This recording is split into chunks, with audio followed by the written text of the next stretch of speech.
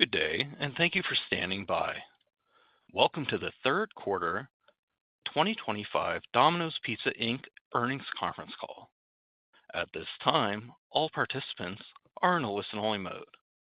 After the speaker's presentation, there will be a question-and-answer session. To ask a question during the session, you will need to press star 11 on your telephone. You will then hear an automated message advising your hand is raised. To withdraw your question, please press star 11 again. Please be advised that today's conference is being recorded. I would now like to hand the conference over to your speaker today, Greg Lemenchick, Vice President of Investor Relations and Sustainability. Please go ahead. Good morning, everyone. Thank you for joining us today for our third quarter conference call. Today's call will begin with our Chief Executive Officer, Russell Weiner, followed by our Chief Financial Officer, Sandeep Reddy. The call will conclude with a Q&A session. The forward-looking statements in this morning's earnings release and 10-Q, both of which are available on our IR website, also apply to our comments on the call today. Actual results or trends could differ materially from our forecasts. For more information, please refer to the risk factors discussed in our filings with the SEC. In addition, please refer to the 8-K earnings release to find disclosures and reconciliations of non-GAAP financial measures that may be referenced on today's call. This morning's conference call is being webcast and is also being recorded for replay via our website. We want to do our best this morning to accommodate as many of your questions as time permits. As such, we encourage you to ask one question only. With that, I'd like to turn the call over to Russell. Thank you, Greg, and good morning, everybody. I'd like to start off by saying how incredibly proud I am of our team and our franchisees as they continue to bring our Hungry for More strategy to life and deliver best-in-class results. It was a great Q3 for our U.S. business. We grew in all areas key to our success. Our carryout business was positive, our delivery business was positive, and our order count growth was positive. All of this resulted in meaningful market share growth. The momentum we're seeing in the business is due to initiatives that are working across all four of our Hungry for More strategic pillars. When we execute against Hungry for More, we drive more sales, more stores, and more profits. Let's start with our Best Deal Ever promotion, which was a meaningful driver of our strong U.S. results in Q3. In my opinion, Best Deal Ever is, well, the best deal in restaurants. The price point screams renowned value, and the taste drives our most delicious food perceptions. After all, consumers are building and eating their dream pizzas. In a world where prices have gone up and discounts never seem to be on the items you truly want, Domino's gives customers their favorite pizzas at our best price. Best Deal Ever also highlights the operational excellence our system has achieved. We wouldn't have been able to execute this kind of a promotion just a few years ago. The myriad of ever-changing topping combinations customers are putting together requires best-in-class operations that was unlocked by franchisees leveraging our training programs and DomOS systems. Last but certainly not least, Best Deal Ever is driving franchisee profitability. Because of the scale of our media and purchasing power, Domino's can drive the volume it takes to make a great deal like this profitable for franchisees. In fact, Best Deal Ever has been running longer than we originally planned because our franchisees asked to bring it back. Domino's franchisees are truly hungry for more.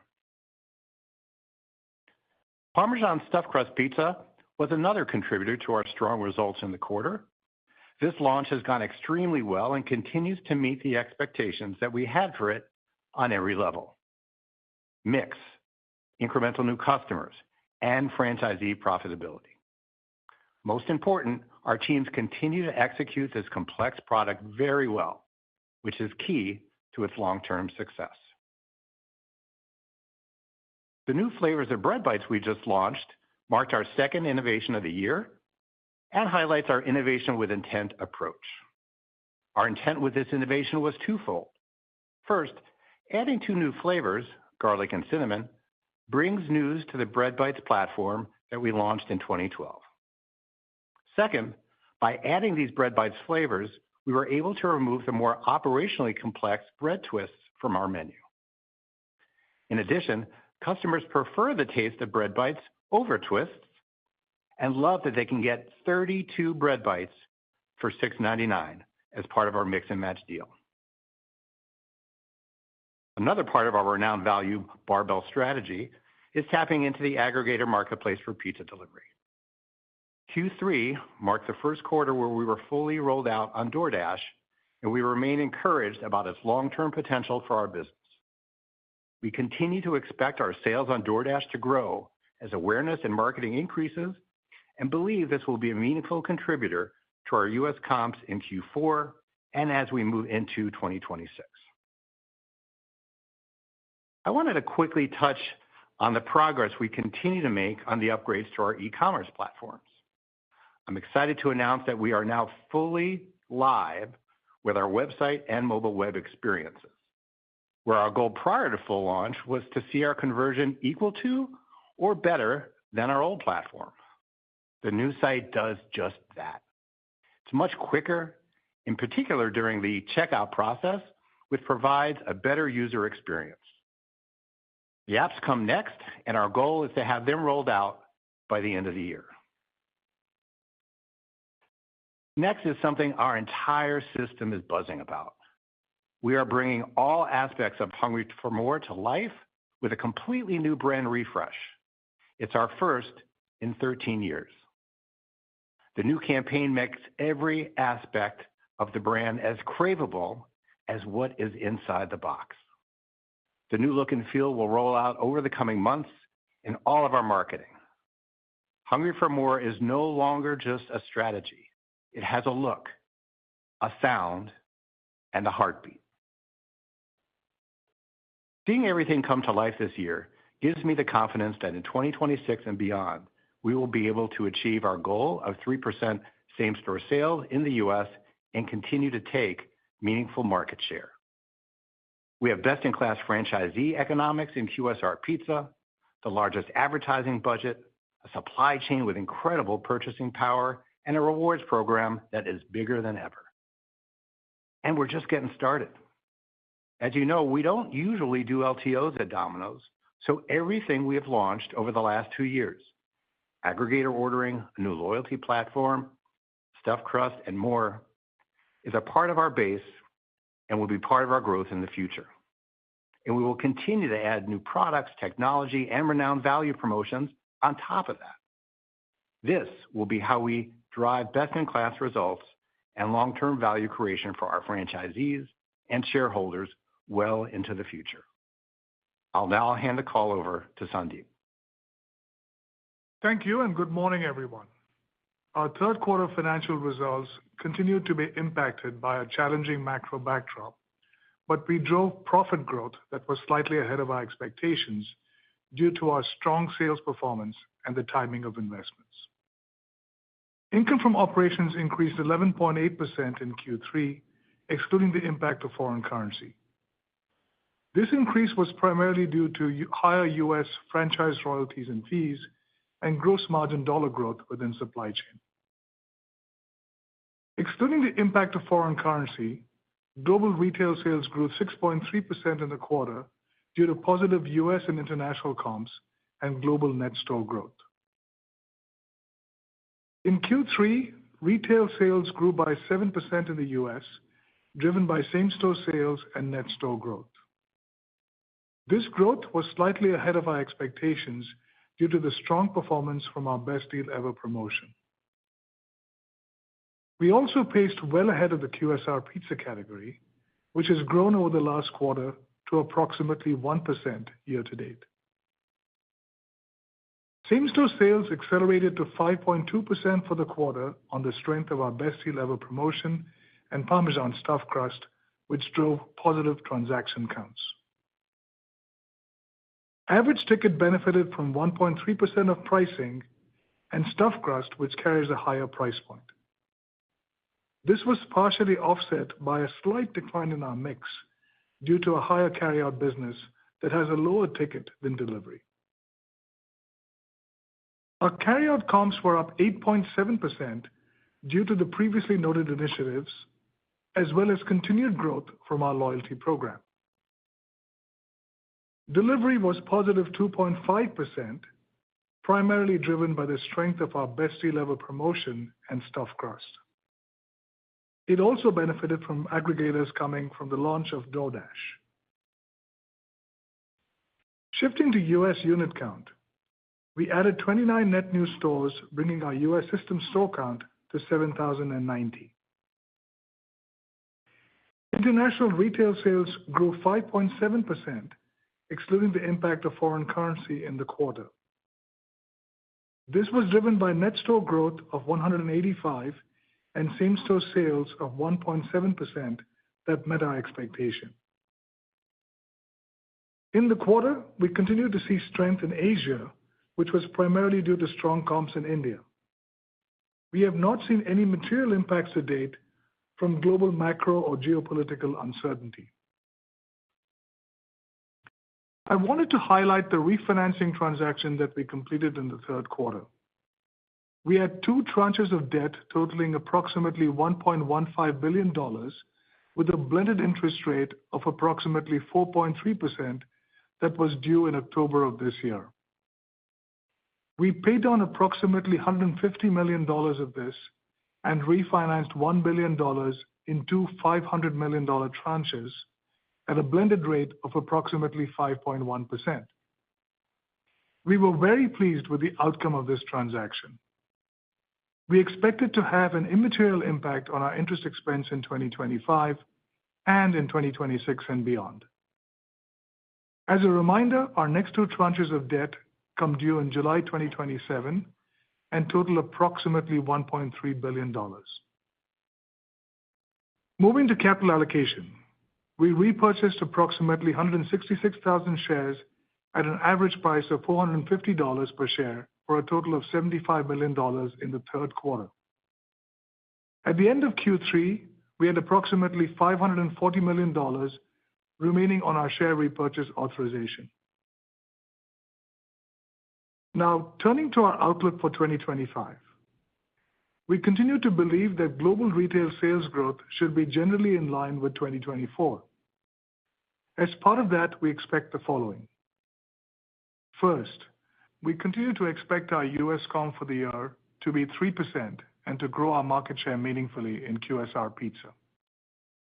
Our comp could be pressured by the macro environment in the U.S., which we have seen intensify across the restaurant industry at the start of our fourth quarter. Second, we continue to expect our international same-store sales growth to be 1 to 2%. This could tilt towards the high end of the range if we do not see any material impacts from macro and geopolitical uncertainty for the balance of the year. Third, our pipeline remains strong in the U.S., where we continue to expect 175 plus net stores, and internationally, net store growth to be in line with what we had in 2024. We continue to expect operating income growth of approximately 8%, excluding the impact of foreign currency, severance expenses related to the organizational realignment we previously announced in Q1, and the refranchising gain in Q2. Thank you. We will now open the line for questions. Thank you. As a reminder, to ask a question, please press star 11 on your telephone and wait for your name to be announced. To withdraw your question, please press star 11 again. Please stand by while we compile the Q&A roster. Our first question comes from Dennis Geiger with UBS. Your line is open. Thanks, guys. Appreciate it. I wanted to ask a little bit more about the U.S.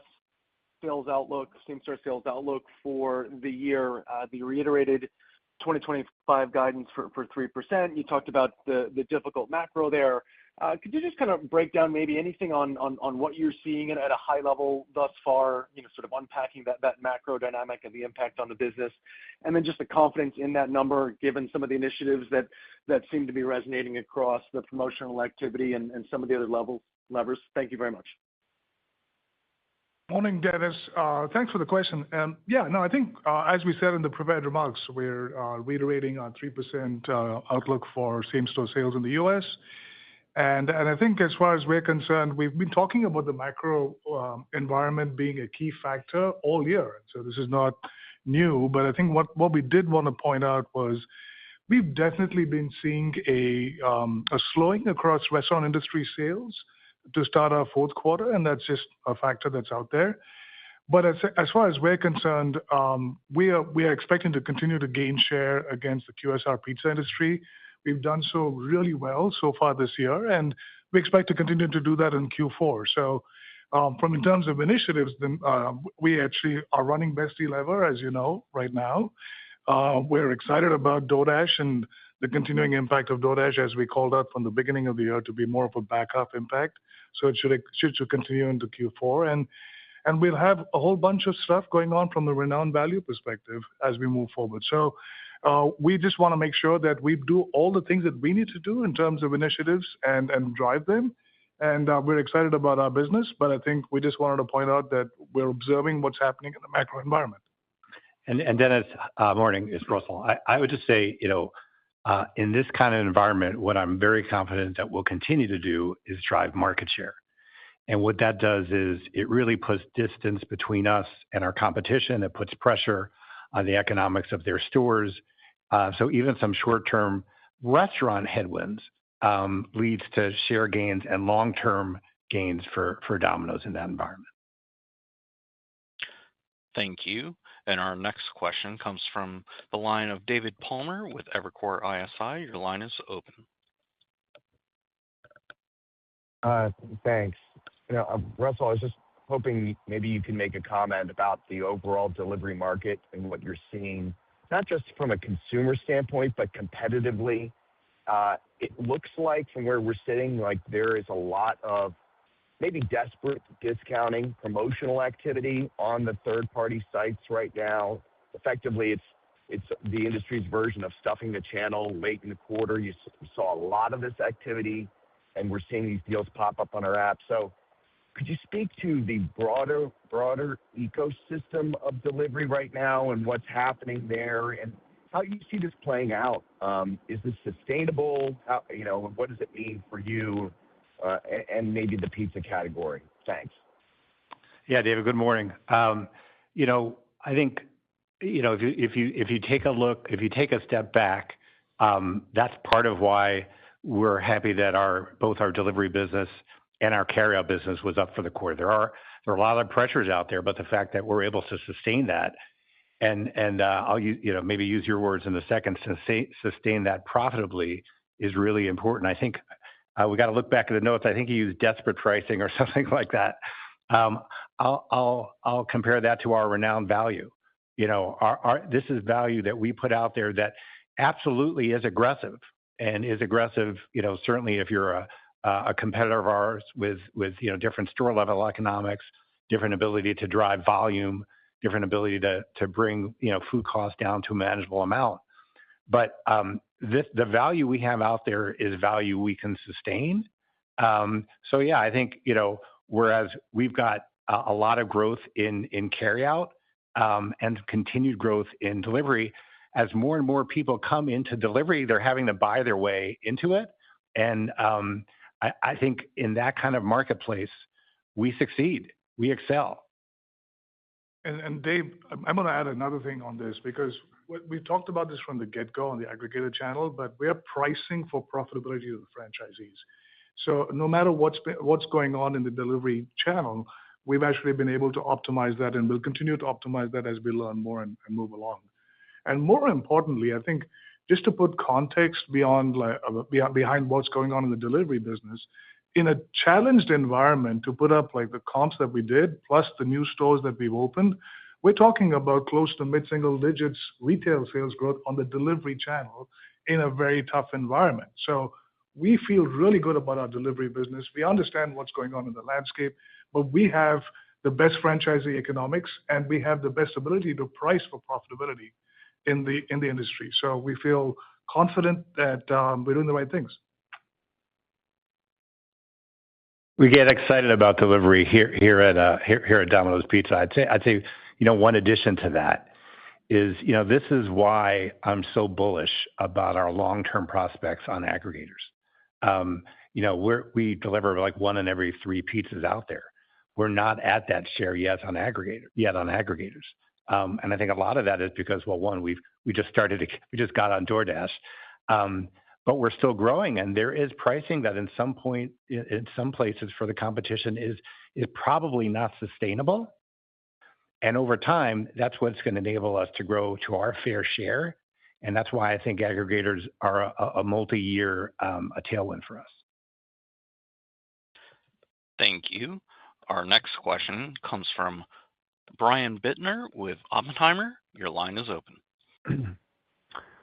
Thanks. Good morning. As it relates to your best deal ever promotion, obviously it's part of your renowned value strategy, and it's proven to be successful. And I think the main question that we get from the investment community is how do you ensure that you aren't training the consumer to rely on that price point or that deal for times when you aren't running it, considering it is the best deal ever. And a follow-up to that is just, can you talk about the economics of this for franchisees? I mean, clearly we can see your company-owned margins. It didn't have a big impact on COGS margins. So just curious if there's any other tidbits you can add on the economics of best deal ever. Yeah, sure, Brian. I'll take economics first, and then we'll go into best deal ever. I mean, the best thing I can tell you about the economics is we're on with best deal ever longer than we originally intended, because our franchisees called us and told us that they want to continue to lean in because this is driving business in their stores, and it's driving profitable business. And so I think that, even beyond numbers speaks to what it's doing, in our stores. And then, when you think of best deal ever, this is just part of what we've got in our arsenal, both on renowned value. We've got that. We've got boost weeks. We've got emergency pizza, carryout tips. All of these things we come up with new every year as a way to kind of reinvent value, but in a way that's really ownable. And then what we'll do is we'll continue to mix the renowned value, with the most delicious food aspects. And so, you're seeing that actually, play out right now, on air with the launch of the new product going on at same as best deal ever. The other thing that's really interesting about best deal ever, it is a great price point. But the amazing thing is when you talk to consumers, when they're able to build any pizza they want to build, they come and their takeaway is not only that it's a good price, but they actually think that the food tastes even better.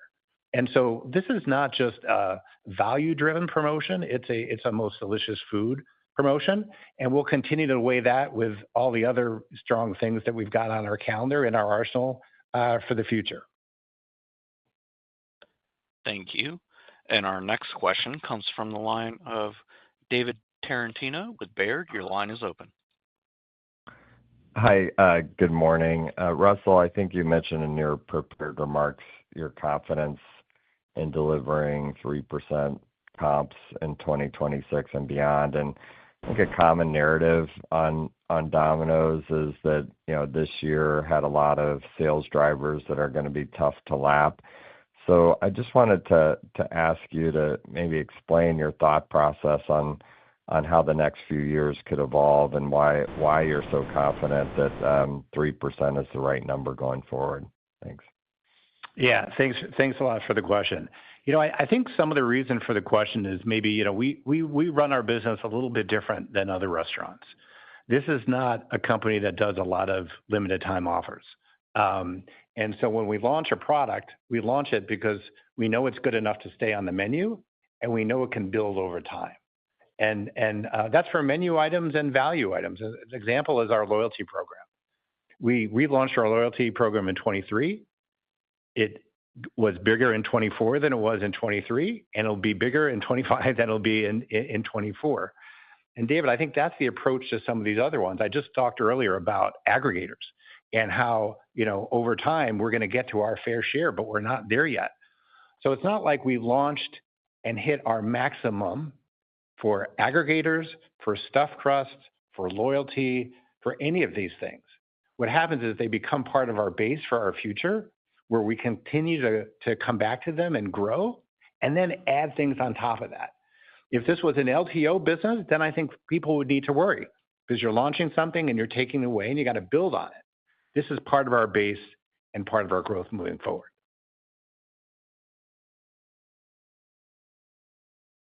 Thank you. Our next question comes from Gregory Francfort with Guggenheim. Your line is open.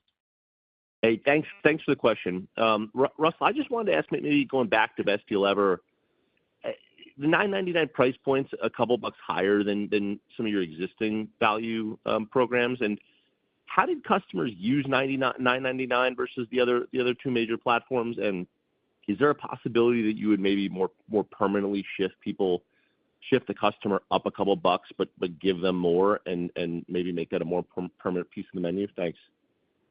Yeah, Greg, when I explain what we're doing with Best Deal Ever, sometimes my simple explanation is like opening up an ice cream store. If depending on your preference, your first flavor is probably either going to be chocolate or vanilla, and then the other one's going to come in, and then maybe a strawberry. You're not going to do a vanilla and then a French vanilla as your second flavor. And that's kind of what we're doing with our deals right now. The mix and match at $6.99, those are medium pizzas. And other items are available on the menu, sandwiches, pasta, salads, all those types of things. The large customers is like that chocolate ice cream added to the vanilla. We're going after somebody else. We're going after someone who, may not want all that food, could be a smaller eating occasion, and is willing to pay a little bit more for what they want. I think this is a really important point, and maybe we can address that later as well. I think one of the reasons Domino's, we had the quarter we had, is, Sandeep talked about their pressures right out there in QSRs today. And, one of them is economic, but I think the other is what is being offered and not being offered by restaurants out there. I think consumers are looking at deals and saying, well, this is the deal you want to give me. This is not the deal I want. And with Best Deal Ever, we're giving them the deal they want because they can create any pizza they want. So these two deals, Mix and Match and Best Deal Ever, work complementary to each other, which is, I think, why we got the quarter that we got. Thank you. Our next question comes from Danilo Gargiulo with Bernstein. Your line is open. Great. Thank you. Russell, I have a very quick clarification and then a question. So the clarification is, you mentioned that you have not reached the maximum among some of the innovations that you have launched. And so I was wondering if you have already reached the same 15% sales mix on the stuffed crust pizza, given that it has been out for almost 6 months now. And if not, are you planning to do any tweaks to the go-to-market or product to be able to reach that 15%? And then the real question is, you were talking about sharp value, right, and renowned value. And we've seen some peers being fairly successful in launching the 6-inch personal pizza at very sharp price points, capturing individual consumers, growing lunch day parts and whatnot. So this is one aspect that is still not available on your menu. So is there a strategic rationale, like your real estate, margin sustainability and whatnot, that could prevent or that has prevented Domino's from launching it? Thank you.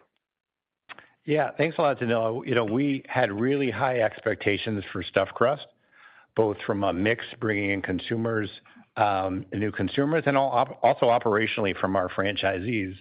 And those high expectations were met, both during launch and since then. I've got actually a fun statistic I'll throw out. It'll be interesting to see what projections are on this one. But if to give you a sense of how much stuffed crust we sold, is if you took all the cheeses that are in the stuffed crust, that string cheese, and you lined them up next to each other, you would wrap around the earth and still have a lot left over. So we'll see what that means, that model is. I'm not going to tell you it's the 15% that you asked or not, but I'll tell you, we were really happy with this launch. We're absolutely going to come back and talk to it, in the future. As far as renowned value and the individual pizzas, we've got a lot of items right now that are for individuals that are on our mix and match. We've got sandwiches and pastas and salads and chicken and all those pieces. When we decide what we promote, Danilo, we we make decisions based on the numbers and what it's going to deliver. And, these smaller kind of lunch single person, they are opportunities, but the opportunities we have that we put our money behind, at least right now, are much bigger than that, we think. And that's why you're seeing some of the results that you're seeing in our business. So we've got the options there, but we're putting more of our money, we're kind of pouring gas on the fire where it's burning. Thank you. And our next question comes from the line of John Ivankoe with JP Morgan. Your line is open. Hi, thank you. Obviously, there's a lot of pushes and pulls in terms of franchise economics, and your underlying return on investment, for the aggregate units in the U.S. are obviously quite strong. But my question is really around U.S. unit development over the next several years. Ending the quarter, at around 7,100 units. I think 7,700 is the target in fiscal 28. Remind me on that, and 8,500 in the TAM. So how are you thinking, I guess, firstly about that 8,500? When can we get there? And, maybe, in terms of thinking about, more near-term visibility, do we expect linear growth in 26, 27, 28, if there's a, kind of an early indication about the pace of U.S. unit development, given what you're seeing on a trade area by trade area basis? Thank you. Hi, John. It's Sandeep. So, look, I think on the franchisee economics side, as you pointed out, our economics are very compelling, and I think the appetite from franchisees continues to be very strong, which is why the pipeline visibility this year, frankly, is a little bit better than last year at the same time, and we're very confident in the 175 stores we're talking about for this year. And really, the algorithm was based on 175 plus a year through 2028. And we see a good line of visibility based on the economics that we're generating and the white space opportunities that we see, whether they're split stores or whether they're greenfield stores, to see that we have a good line of visibility to the 7,700-ish number on 2028. In terms of the 8,500, I'll go back to something that Russell said during the Investor Day, which is we've had long-term targets multiple times over the years. But somehow they start getting bigger and bigger over time. Why? Because what we take into consideration when we're coming up with those long-term markets is the current competitive environment. What has been happening consistently over the past decade is we've been taking share consistently. Competitor stores are closing. We are opening up stores. And actually, that opens up even more opportunity for us to open up even more stores around what the stores we're opening at. So that 8,500 is a perspective based on where we were in 2023. 2 years on, what's been happening. We've gained a couple of points of share. Number of competitor stores have closed. That is expected to continue happening over the remaining few years of the Hungry for More timeframe of 2028 and probably beyond.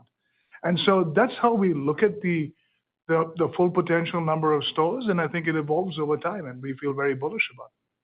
Yeah, that builds, Sandeep, on what I was talking about before is, even at a time where, maybe restaurant traffic is pressured, that's actually good for Domino's. One is we know we can provide value to our customers when other folks can't. But we think we're going to emerge from that stronger and probably our competitors weaker, which is what, why that opens up. This is a long-term game for us, and we get excited about that. I think I'll add just to add to John's question. What makes me excited about our builds this year is we broaden our builder base. And so we've got a lot of smaller franchisees who are now adding to that base. So we have more people than we did, prior years building stores, which just talks about not only the health of our business, kind of broad-based, but our ability to handle. When you got more people opening, it's easier to hit those store numbers. Thank you. And our next question comes from the line of Lauren Silberman with Deutsche Bank. Your line is open. Thank you very much. I have I'll say two-part question.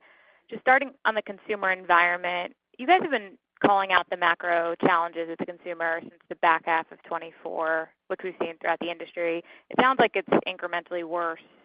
What do you think is driving that weakness more recently in restaurants, just broadly? And then the follow on to that is just help level set 4Q expectations.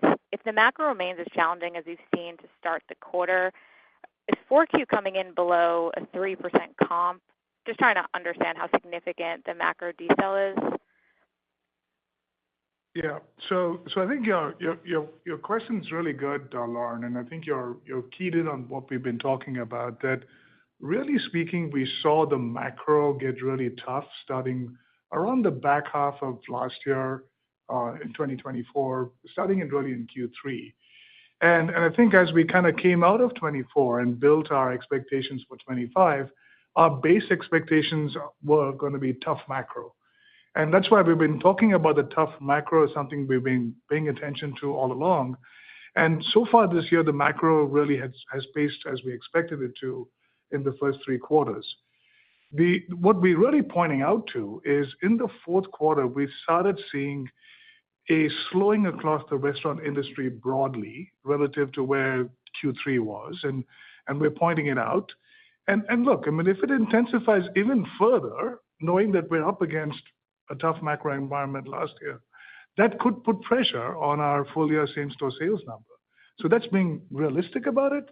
But what we have is a slate of initiatives where we can control our destiny with those initiatives, but the macro, if it gets incrementally worse, could be a pressure.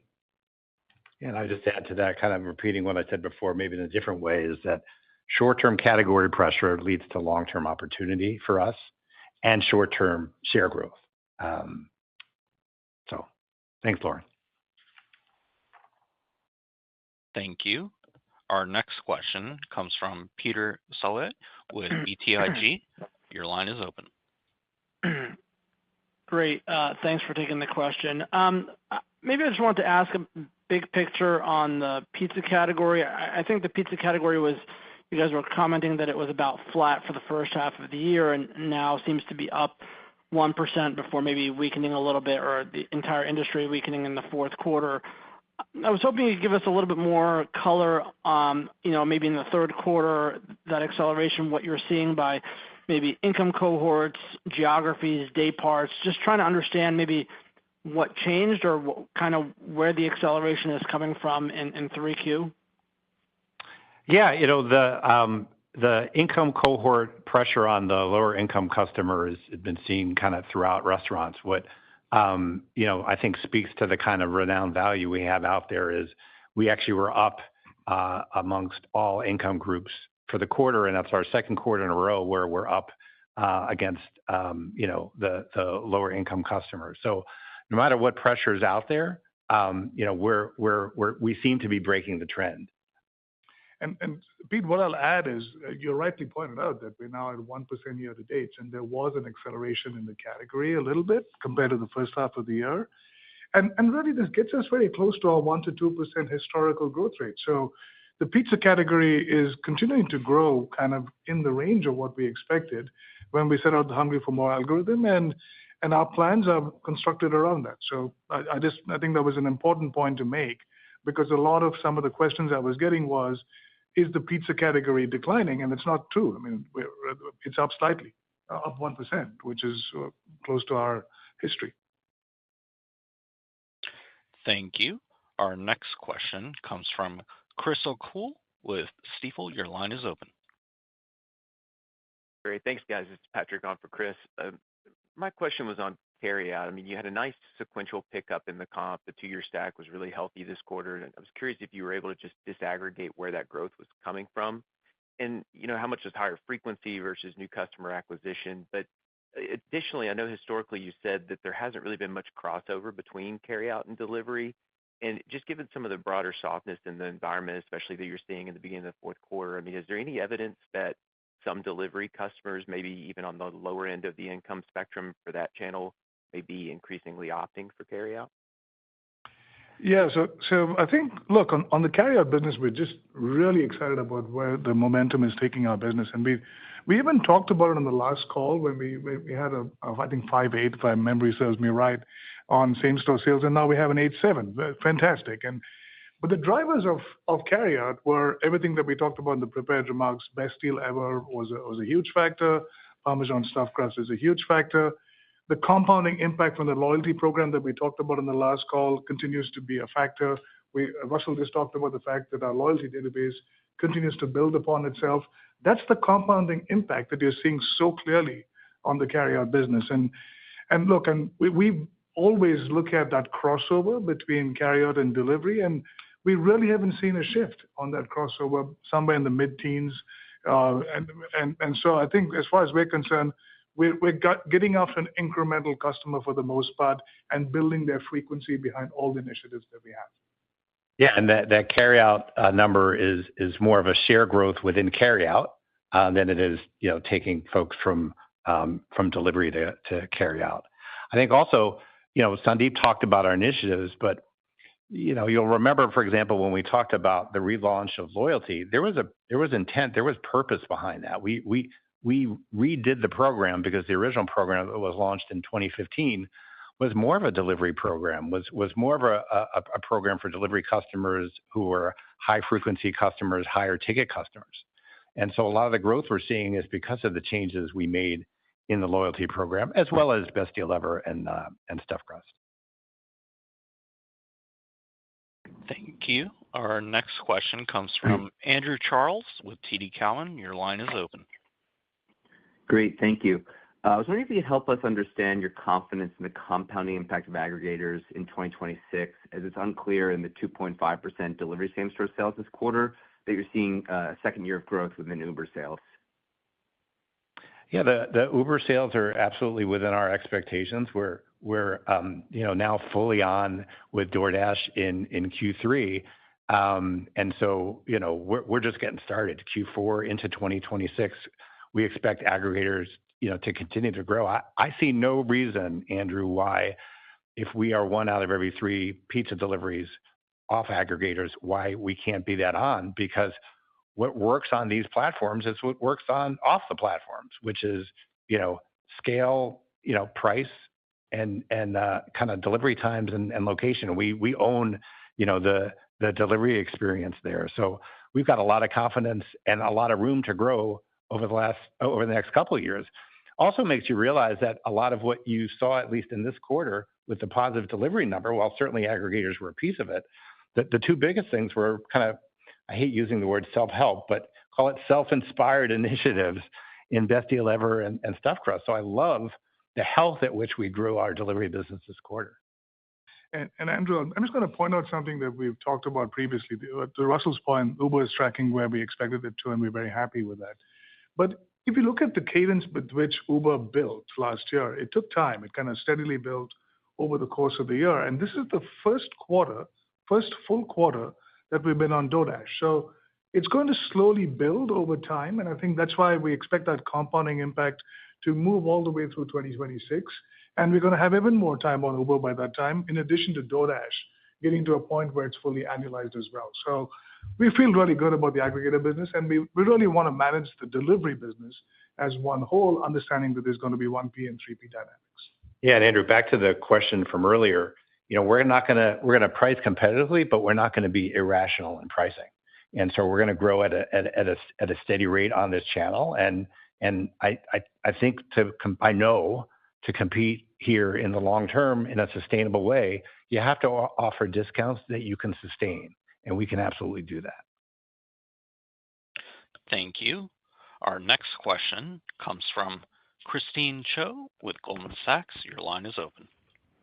Thank you for taking my question. So really excited to hear about your first brand refresh in 13 years. Could you walk us through some of your major considerations here? What specifically triggered the decision that now is the right time?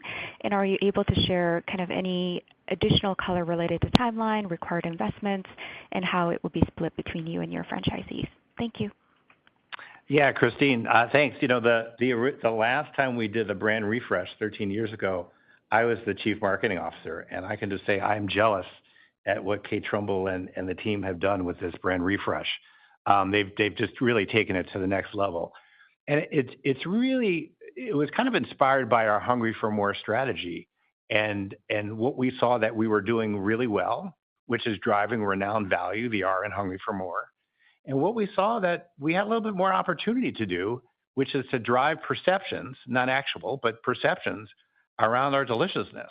And so what you'll see that the team did is kind of reinvent ourselves from with our color palette, food photography that we've just never had before, and doing everything we can to drive deliciousness. The research that we have shows us that there is not a brand out there in restaurants that does both deliciousness and value very well.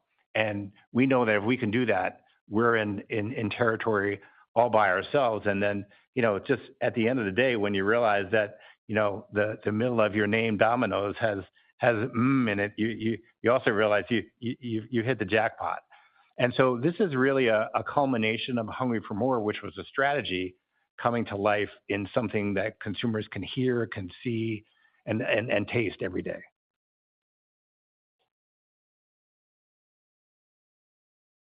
Thank you. Our next question comes from Brian Harbour with Morgan Stanley. Your line is now open. Hey, morning, guys. Maybe just your comments about some of the pressures picking up more recently, last 4 or 6 weeks or whatever. Is there any texture you'd add to that as you look at your own business, whether it's certain customer groups, any differences delivery versus carry out or, third-party delivery? Could you expand on that a bit? Yeah. So Brian, I think, look, the comments that we made about what we'd seen across the restaurant industry were really broad and intended to be what we're seeing from a macro perspective and certainly a sequential slowing. I think we typically don't talk about current quarter trends, and we're not going to do that on the call over here. But we're just pointing out that there has been an intensifying of the macro environment, and that's just a factor that's out there that we got to keep monitoring. Our initiatives won't change; they're going to be what they were planned to be. But that's pretty much where we are. And I realized I didn't answer the second part of Christine's question from before on how the costs are split. All of the rollout for the new campaign is funded by our National Advertising Fund, which is a 6% fee that our franchisees pay in. So it's fully funded by them. Thank you. Our next question comes from Alex Slagle with Jefferies. Your line is open. Thanks. Good morning. A question on your expectations for the balance between the carry-out growth you're seeing, the delivery growth, and then also between traffic and check, and just how has this played out relative to your expectations, and whether you see this balancing out a bit more as you head into 4Q or 26. Yeah, Alex, so I think we've talked about this from the beginning of the year, and this is a year that we expect to see balanced comp growth between ticket as well as order count. Clearly, we're doing things like Best Deal Ever in addition to aggregators that actually are beneficial to order count. We're doing things like Parmesan Stuffed Crust, which are beneficial to ticket with a higher price point. So there's a good balance that's out there. And I think in terms of delivery and carryout, we expect to be growing both. But the key over here is we're not going to show our cards on exactly how much we're going to grow on each, because some of the initiatives may be slotted to one channel versus the other, and we don't want to tip our hand to our competitors. But overall, it's going to be a whole very balanced approach to how we think this through over time, whether it's in Q4 or beyond into 2026. Thank you. Our next question comes from Sara Senatore with Bank of America. Your line is open. Hi, good morning. Thanks for the question. Isaiah Austin on for Sarah. Just wanted to ask a quick question around DoorDash. I know it's only been one full quarter, but when you're looking at incrementality, is that still around that 50% range that you were anticipating previously? And do you see any real distinction so far between the Dash and the Uber Eats customer? And that'll do it. Yeah, we're obviously it's early in the game, and we still feel pretty confident on the 50% incrementality number. There's the differences that we're seeing are ones that we expected going in. Uber tends to be a little bit more urban, DoorDash a little bit more rural, and a little higher income on Uber than DoorDash. But obviously DoorDash is bigger than Uber, so we'd expect more volume to come through that channel over time. Thank you. Our next question comes from Jeff Bernstein with Barclays. Your line is open. Great. Thank you very much. Just a question looking outside the U.S., as we close 2025 here, just wondering if you have any initial thoughts that you can share on your confidence in reaccelerating that international unit growth. I think in 24 and now in 25, you're talking about maybe 615 units net, which is just sub 4% growth. I know that's below your long-term 975 net annually, and I think DPE is seemingly the greatest headwind. So any early color as we assume new unit growth visibility probably better than comp, so assume there's some at least idea as to where that directionally could go next year versus this year. Thank you. Yeah, maybe I'll start off macro, and then Sandeep, feel free to add. I mean, yeah, no, you're certainly right. We are working with DPE right now to drive sales, particularly in France and Japan, but throughout their markets, because that drives profitability, and sales and profitability beget store growth. And so as that continues to go, and as they continue to get more confidence, we'll have some more visibility into their growth. But I think through all of this, what I want to make sure I point out is that the two markets that we think are going to be the majority contributors to our store growth moving forward, China and India, are just doing amazing. I mean, China last year, 240 stores. They talk about being on target for 300 this year. And so the place that we expect a lot of our future growth right now is strong. Yeah, and I'll just probably add a couple of points to that. I think Russell just mentioned China. I think India's got a different fiscal calendar, but it's about 250 stores is what they're expecting for their fiscal calendar. But if you think about what's really happened in 25, we really have been pressured by DPE store closures, which are around 200 stores that closed in the first quarter. And I think what we're saying is, from what we've understood from DPE to this point, most of the store closure should be behind us, assuming that we don't have any further deceleration in same-store sales trends. But I think on a going forward basis, we need to make sure that we have good visibility to the potential paybacks from new store openings to really understand what the flex on that is going to be for DPE, and they're working on it. But I think overall, we feel that everything outside of DPE is tracking the plans. And so both in 25 as well as in 26, and that continues to be our expectation. Thank you. Our next question comes from Andrew Strelzik with BMO Capital Markets. Your line is open. Hey, good morning. Thanks for taking the question. I wanted to ask about the brand refresh.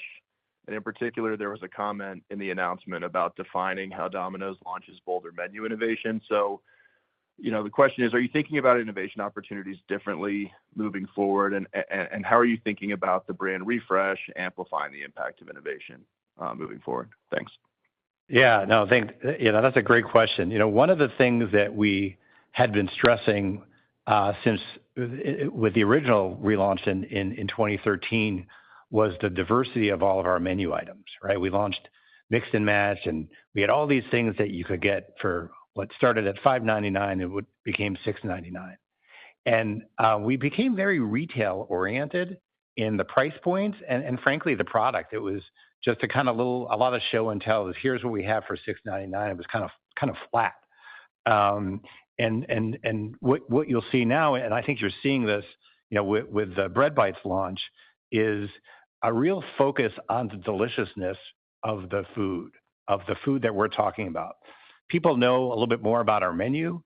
We have a new redesigned, website now that helps them explore it a lot better. And so the best thing to drive them to buy Domino's, in addition to renowned value, is just delicious product. And so the new campaign really focuses on just that.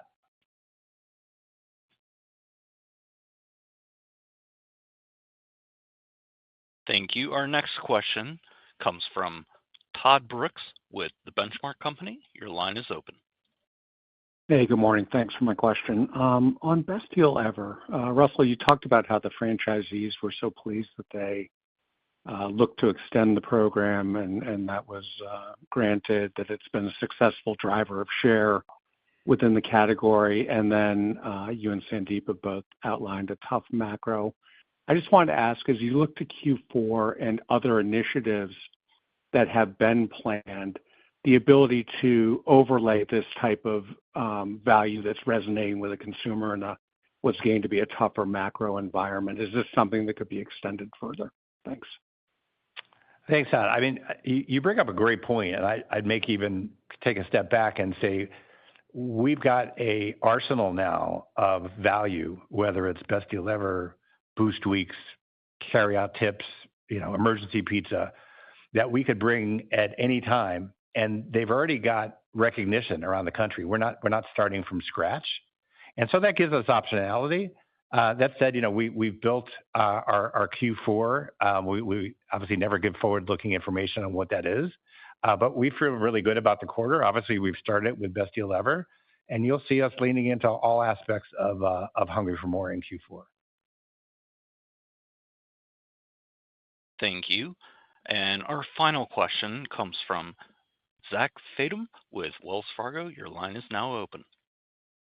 Hey, good morning, and thanks for fitting me in. Can you talk about the metrics you look at internally to measure the success of a promotion?